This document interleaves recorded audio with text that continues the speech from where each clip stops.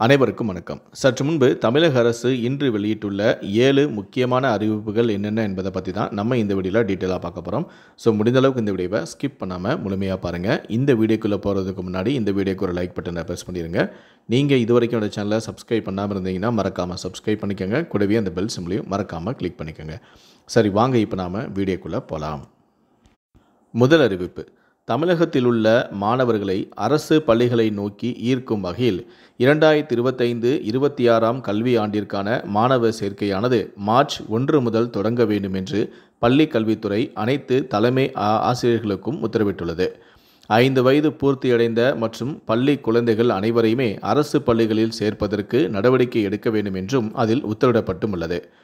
பள்ளிகளில் மாணவர்கள் சேர்க்கையை சிறப்பு முகாம் அடிப்படையில் கோடை விடுமுறைக்கு முன்பே மேற்கொள்ள அனைத்து ஆசிரியர்களுக்கும் பொறுப்புகளை பிரித்து வழங்கி சேர்க்கையை அதிகரித்திட நடவடிக்கை மேற்கொள்ள வேண்டும் எனவும் தெரிவிக்கப்பட்டுள்ளது.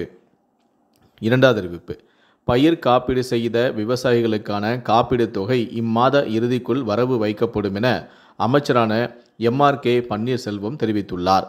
புயலால் பாதிக்கப்பட்ட 5.18 லட்சம் விவசாயிகளுக்கு 498 கோடி ரூபாய் நிவாரணம் வழங்க முதலமைச்சர் உத்தரவிட்டுள்ளார். இந்த கணக்கெடுப்பு பணியானது முடிந்து அதற்கான தொகை இம்மாத இறுதிக்குள் வரவு வைக்கப்படும் எனவும் சமூக வலைதளங்களில் அரசியல் செய்பவர்கள் கூறுவதை நம்ப வேண்டாம் எனவும் அமைச்சர் தெரிவித்துள்ளார். மூன்றாவது அறிவிப்பு: வரும் பிப்ரவரி 25 தமிழ்நாடு அமைச்சரவை கூட்டம் நடைபெற உள்ளது. சட்டப்பேரவையில் மார்ச் 14 தமிழ்நாடு அரசின் நிதிநிலை அறிக்கை தாக்கல் செய்யப்பட உள்ளது. மார்ச் 15 வேளாண் பட்ஜெட் தாக்கல் செய்யப்படவும் உள்ளது. வரும் நிதியாண்டுக்கான 2025-26 நிதிநிலை அறிக்கையை நிதியமைச்சரான தங்கம் தென்னரசு தாக்கல் செய்யவும் உள்ளார். இதில் பல முக்கிய அறிவிப்புகள் இடம்பெறும் எனவும் எதிர்பார்க்கப்படுகிறது. மேலும் தமிழ்நாட்டில் புதிதாக தொடங்கப்பட உள்ள திட்டங்கள், விரிவாக்கம் செய்யப்பட உள்ள தொழில்களுக்கு அமைச்சரவை கூட்டத்தில் ஒப்புதல் வழங்கப்படலாம் என்ற தகவலும் வெளியாகியுள்ளது. நான்காவது அறிவிப்பு: 11ஆம் வகுப்பு பொதுத் தேர்வு எழுதவுள்ள பள்ளி மாணவர்களுக்கான ஹால் டிக்கெட் நேற்று மதியம் வெளியிடப்பட்டுள்ளது.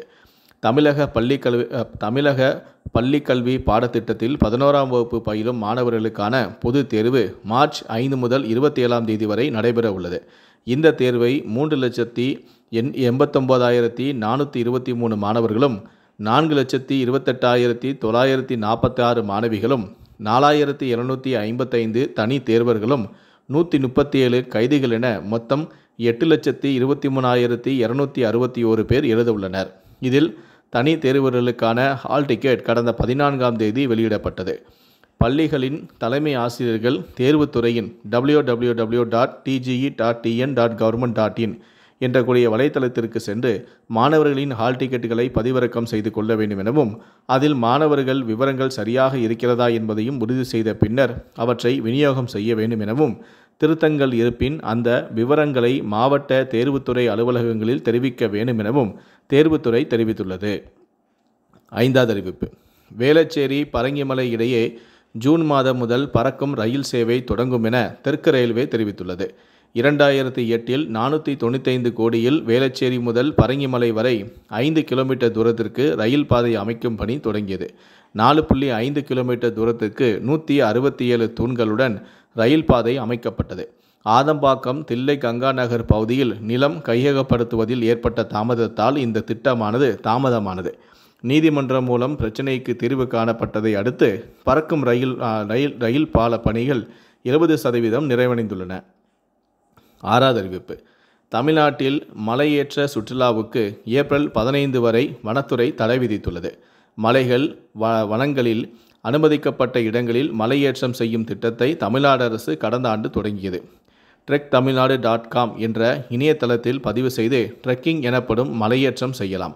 நீலகிரி, கோவை, திருப்பூர், சேலம், தேனி, மதுரை, திண்டுக்கல் உள்ளிட்ட மாவட்டங்களில் 40 இடங்களில் இந்த திட்டம் செயல்பாட்டிலும் உள்ளது. இந்த நிலையில்தான் தமிழ்நாட்டில் மலையேற்ற சுற்றுலாவுக்கு ஏப்ரல் 15 வரை வனத்துறை தடை விதித்துள்ளது. வெயிலின் தாக்கம் அதிகரிக்கும் போது காட்டுத்தீ போன்ற அபாயங்கள் ஏற்படும் என்பதால் மலையேற்ற சுற்றுலாவுக்கு ஏப்ரல் 15 வரை தடை விதிக்கப்பட்டும் உள்ளது. இயற்கை மண்டலத்தின் பாதுகாப்பு நிலைத்தன்மையை உறுதி செய்வதற்காக இந்த தடை விதிக்கப்பட்டுள்ளது. கடைசியாக 7வது அறிவிப்பு: தொழில் முனைவோருக்கான சாட் ஜிபிடி பயிற்சியானது இன்று காலை 10 மணி முதல் மாலை 5 மணி வரை ED2TN வளாகத்தில் நடைபெற உள்ளது. தமிழக அரசின் தொழில் முனைவோர் மேம்பாடு மற்றும் புத்தாக்க நிறுவனத்தின் ஒரு நாள் பயிற்சி வகுப்பானது தொழில் முனைவோருக்கான ChatGPT பயிற்சி இன்று ED2TN வளாகத்தில் நடைபெற உள்ளது.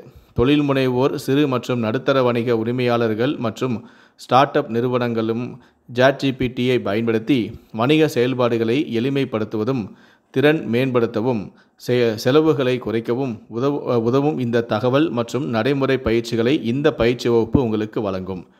இந்த 7 அறிவிப்புகளை பற்றிய உங்களுடைய கருத்துக்கள் என்ன அப்படிங்கிறத கீழே இருக்கக்கூடிய கமெண்ட் செக்ஷனில் மறக்காமல் சொல்லுங்கள். முடிந்தளவுக்கு இந்த வீடியோவை மற்றவங்களுக்கும் ஷேர் பண்ணுங்கள். மேலும் இது போன்ற பல வீடியோக்களை பார்க்கணும் அப்படின்னு நினச்சிங்கன்னா மறக்காமல் நீங்கள் சப்ஸ்கிரைப் பண்ணுங்கள். கூடவே அந்த பெல் சிம்லையும் மறக்காமல் கிளிக் பண்ணுங்கள். நன்றி, வணக்கம்.